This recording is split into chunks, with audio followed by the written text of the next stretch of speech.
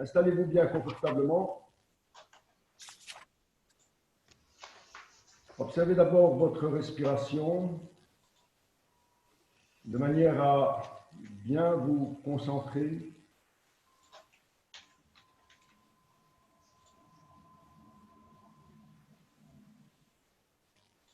Observez si la posture est confortable ou besoin changer de posture.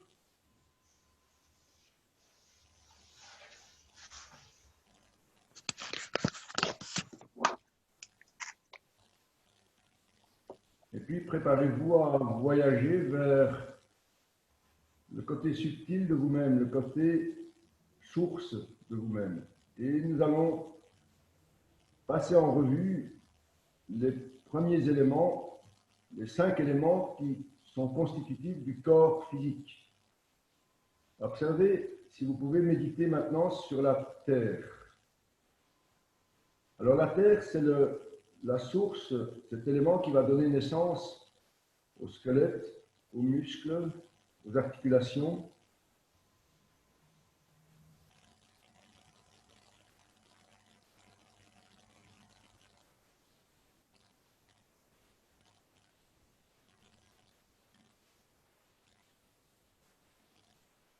Et laissez s'équilibrer cette terre à l'intérieur de vous-même.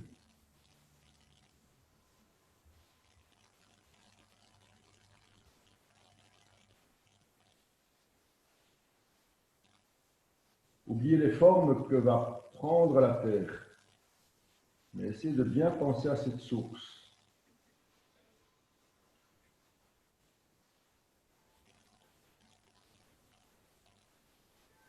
Et puis je vous invite à observer l'eau. L'eau comme principe fondamental, comme source, comme origine de tous les liquides de l'organisme.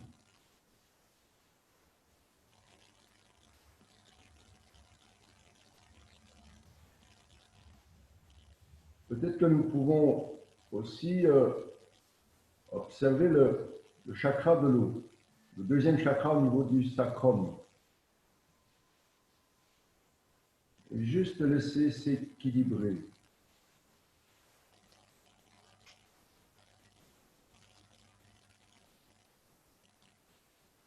Essayez de bien vous absorber dans ce principe, dans ce constituant de base.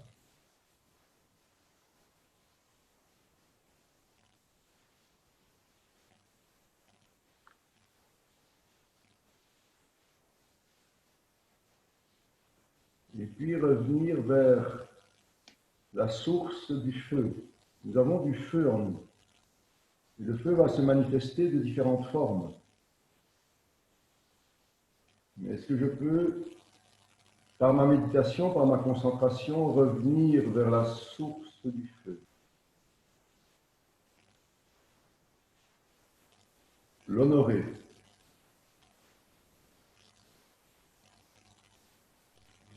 Et chercher à l'équilibrer.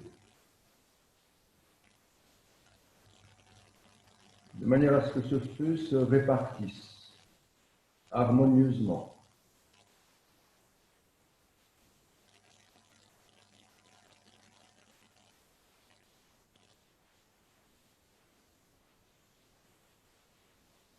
Et puis vous vous concentrez sur l'élément air. Et l'air va organiser tous les échanges à l'intérieur du corps et entre l'intérieur et l'extérieur. Sous forme de respiration, mais sous forme de respiration cellulaire aussi.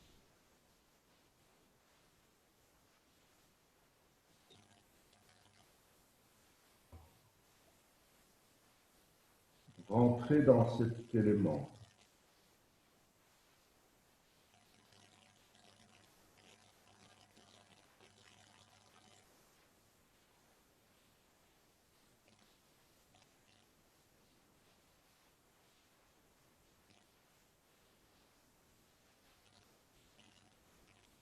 Le dernier élément qui nous constitue au niveau physique, c'est l'espace. Nous avons de l'espace à l'intérieur de nous entre toutes les cellules, dans les cellules. Et chaque espace est relié à cet élément source de l'espace, qu'on appelle parfois aussi éther.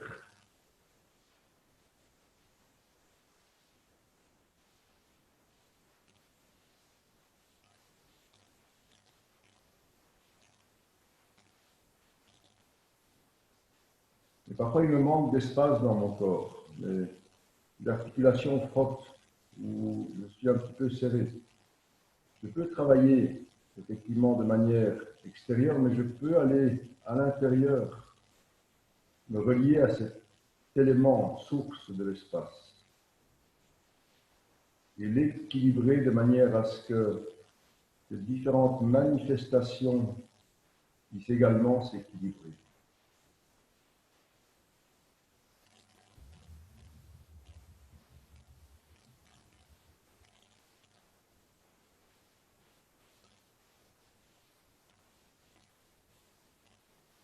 Toutes les pratiques de yoga, toutes les pratiques de méditation cherchent à nous équilibrer.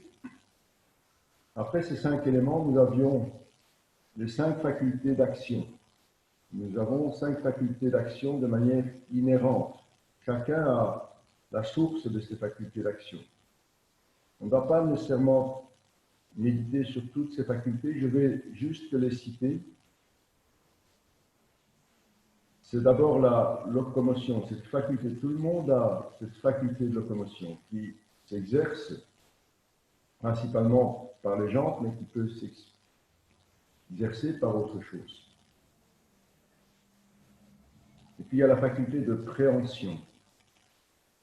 Nous sommes tous équipés pour prendre de manière prioritaire avec les mains, mais ça peut être avec d'autres organes. Juste laisser s'équilibrer. En troisième lieu, comme faculté d'action, nous avons la parole.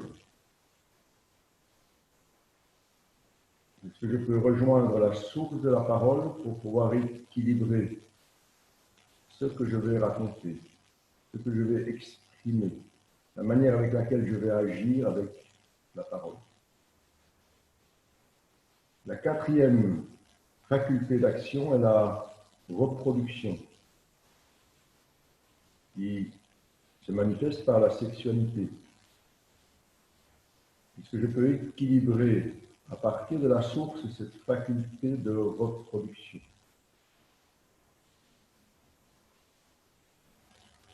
Et la cinquième faculté d'action, c'est l'évacuation.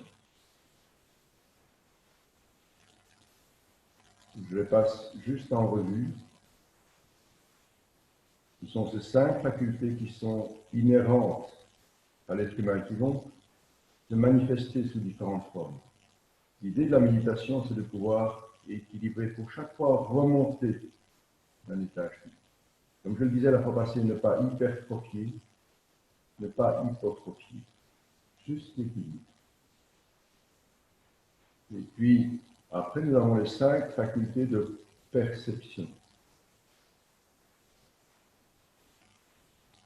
L'odorat, le goût, la vue, le toucher et l'audition. Parce que globalement, je peux être en équilibre avec les 5 facultés.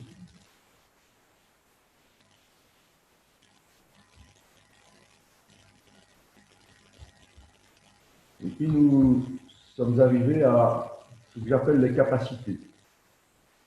Nous avons effectivement des capacités. Alors, c'est un petit peu plus difficile à expliquer. Ce sont ce qu'on appelle les tanmatras. C'est les capacités qui sont entre l'énergie et la matière. Entre la matière et l'énergie. Alors, je voulais vous demander, comme la fois passée, de juste repenser à vos capacités, qu'elles soient professionnelles ou artistiques, et juste les équilibrer pendant quelques instants. Et là, chacun va retrouver ses propres capacités. Et du point de vue du yoga, il ne s'agit pas de les hypertrophier.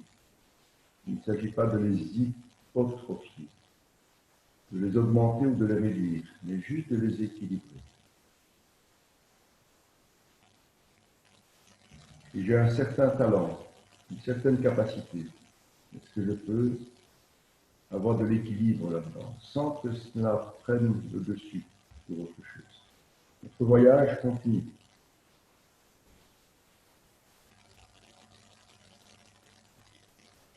Nous en arrivons à cette faculté qu'on appelle manas en sanskrit, qui est notre mental. Et notre mental se doit aussi d'être équilibré. Notre mental, en yoga, c'est la manière avec laquelle je vais formater les choses. Je vais leur donner une forme. Et chacun va donner une forme différente à ce qu'il voit, à ce qu'il sent.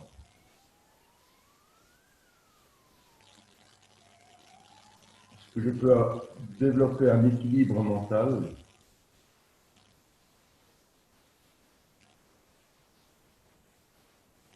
Qui passe par une certaine confiance dans la manière avec laquelle je peux formater les choses que je vois, que je sens, que je goûte.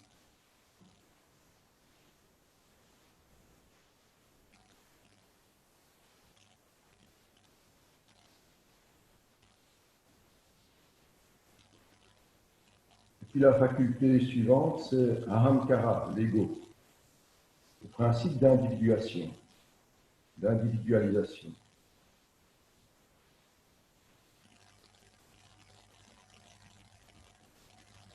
Il ne s'agit non plus pas de l'hypertrophier ni de l'hypotrophier. Juste observer la source de cet ego et de le laisser à sa place, en équilibre.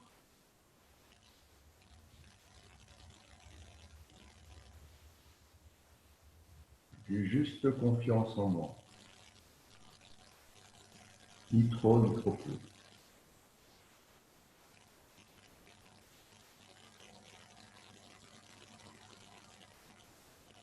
Et puis vient maintenant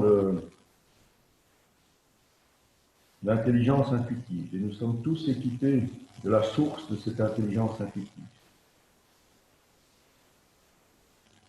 C'est une conscience océanique. Est-ce que je peux me relier à cette source, à la source de cette intuition?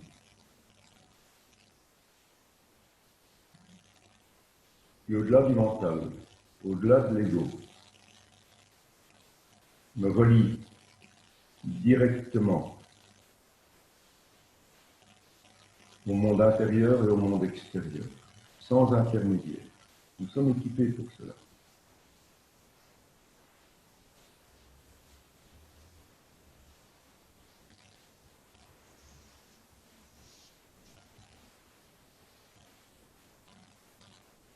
Et puis si nous remontons encore, nous avons encore deux facultés inhérentes à chacun d'entre nous et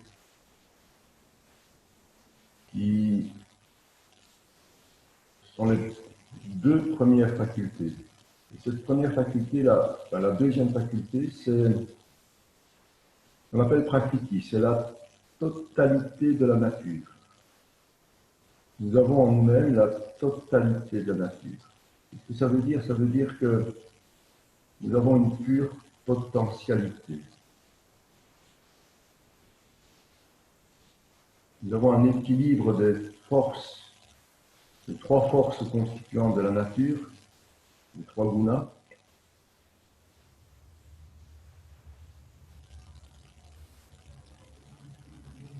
Je peux prendre conscience et méditer sur cette faculté d'avoir à l'intérieur de moi cette totalité de la nature.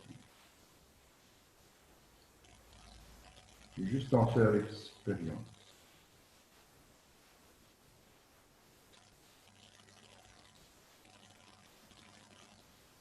Nous sommes ainsi remontés de la terre vers la totalité de la nature et la première faculté que nous avons tous en commun, c'est l'esprit. On va appeler Purusha.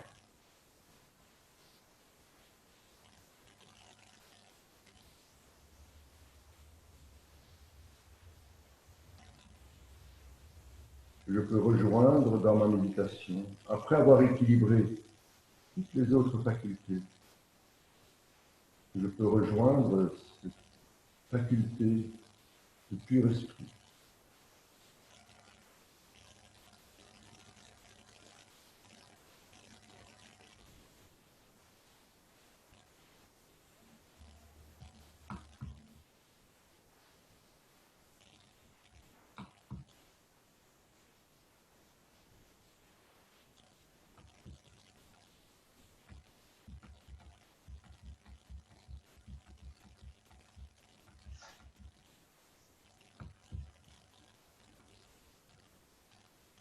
Le yoga, tant que les 24 autres facultés ne sont pas équilibrées, il sera difficile à retrouver la libération spirituelle. Tout le travail est de rééquilibrer tout ce qui a précédé. Nous pouvons le faire dans la vie de tous les jours, nous pouvons aussi le faire à travers la méditation.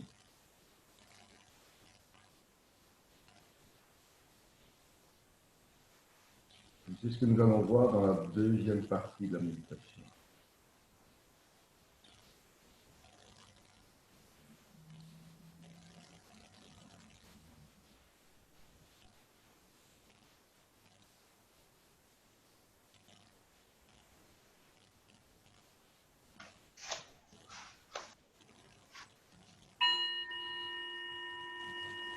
Je vous propose maintenant une petite pause.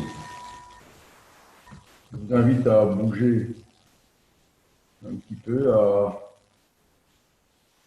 regarder un petit peu autour de vous, à vous remettre un tout petit peu en mouvement, pas trop longtemps. Et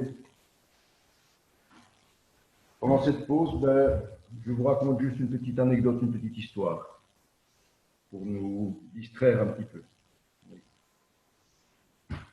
Et c'est un jour quelqu'un qui vient voir le Bouddha. Je suppose qu'il y en a qui connaissent cette petite histoire. Et la personne est assez malheureuse et elle demande à Bouddha, elle dit, je voudrais le bonheur. Et le Bouddha lui répond, on va d'abord enlever le je qui est ton ego. Et puis maintenant, on va enlever le voudrais, qui est de l'ordre du désir. Et observe ce qui reste. Il reste tout simplement le bonheur. Donc, il faut enlever ces deux premiers mots. Voilà, je vous invite à reprendre la méditation. Et là, nous allons voyager un petit peu dans les sutras, dans les textes. Que j'affectionne particulièrement les sutras de Patanjali, les Yoga Sutras. Alors, on est dans le premier chapitre, il y en a 4. Et à la fin du chapitre, on va beaucoup parler de la méditation. Et on va, de manière presque sémantique, expliquer que lorsque vous pensez à un mot, nous allons prendre aujourd'hui de circonstance le mot santé. On dit dans le sutra que vous avez le mot, et puis vous avez la signification du mot, ou tout ce que vous mettez autour de ce mot. Et puis il y a l'essence de ce mot. Donc il y a 3 notions qui sont juxtaposées. Alors, le sutra en sanskrit est Tatra Shabdartha Jnana Vikalpa Samkirna Savitartha Samapati. C'est une forme de méditation. Je l'ai traduit de cette manière-là. Lorsque je prends conscience que l'on mélange le mot, les idées par rapport à ce mot et l'essence de ce mot, et que je puis dissocier ces 3 états, eh bien, c'est un grand pas vers la méditation. Et souvent, il y a ce mélange. Donc, je vous invite, dans la deuxième partie de la méditation, à prendre le mot santé. Alors, d'abord, que ce soit dans votre langue respective, gesund, health, ou dans d'autres langues, le mot santé. Observez dans un premier temps dans votre méditation juste le mot, juste les lettres du mot. Et sans observer qu'il y a une certaine impression qui se dégage de ce mot. Lorsque quelqu'un de vous vous dit ce mot santé, mais vous savez tout de suite à peu près de quoi on va parler. Donc je vous invite à répéter ce mot. Juste le mot.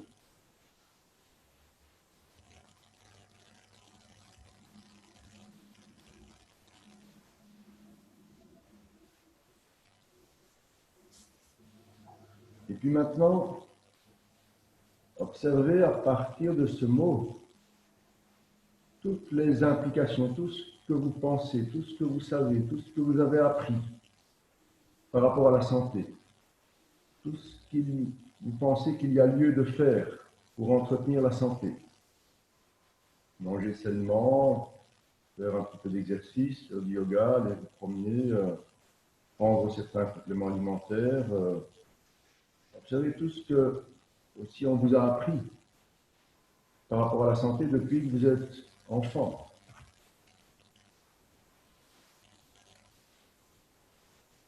N'hésitez pas à voyager dans votre éducation, à voyager dans votre enfance, avec toutes les notions que le mot santé peut évoquer pour vous. Peut-être que vous étiez un enfant malade, peut-être que vos parents étaient eux-mêmes malades ou bien eux-mêmes dans le personnel soignant, des médecins, des infirmières. Donc observez comment vous envisagez le concept de la santé. Par exemple, tout ce que l'on raconte aujourd'hui sur la santé. Ce n'est pas juste, ce n'est pas faux, c'est juste une mentalisation des choses, qui peut parfois être intéressante. Donc continuez à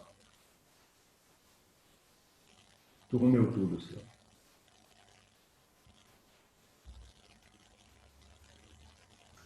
C'est ce que j'appelle, moi, la méditation des 3 paniers. À chaque mot, il y a 3 paniers. Il y a le panier du mot, il y a le panier du mental, de ce que je pense de ce mot, de ce que j'ai appris, de mes certitudes. Et puis, le 3e panier, il y a l'essence de la santé. Au-delà de toute conception, au-delà du mot. Vous savez, si le mot vous conduit à ce 3e panier,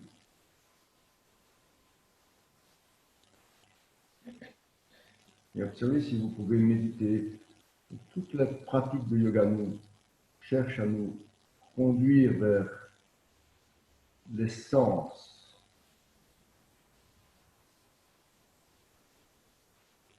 d'un objet, qui devient un objet de concentration, au-delà du mot, au-delà de nos habitudes mentales, jusqu'à expérimenter à l'intérieur de vous, jusqu'à devenir dans chaque cellule du corps cet objet de concentration, cet objet de méditation, cet objet d'unité.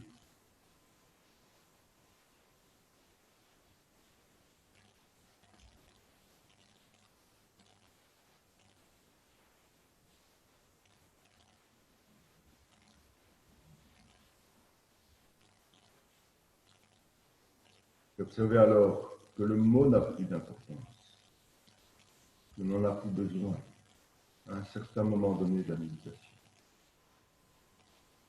que les concepts sont également de peu d'importance.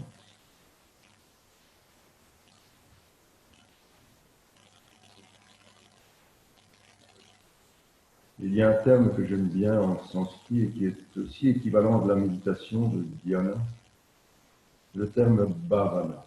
Le bhavana, c'est devenir. Je deviens le cœur de l'objet médité.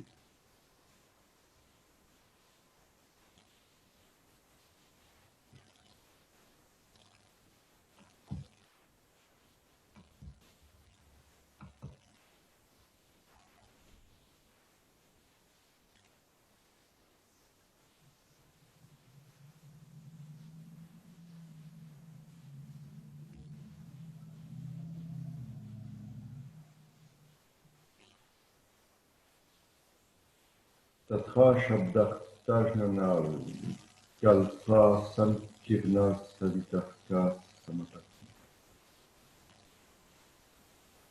Prendre conscience qu'il y a un mélange entre le mot, le concept et l'essence du mot, de l'objet, est un grand pas. Prendre conscience que tout cela est mélangé est un grand pas vers la méditation. Le sutra suivant, Smrti Parishuddho Svarupa Shunyar Tamatra Nirbhasa Nirvitarka. Lorsque la mémoire est purifiée,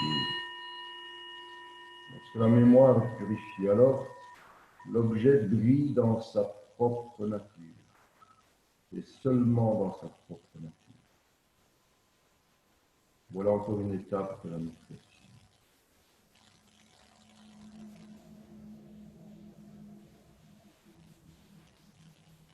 Et le gong a sonné, donc il a sonné la fin de la méditation. Voilà. Vous pouvez rouvrir les yeux et vous pouvez rallumer votre micro pour quelques commentaires.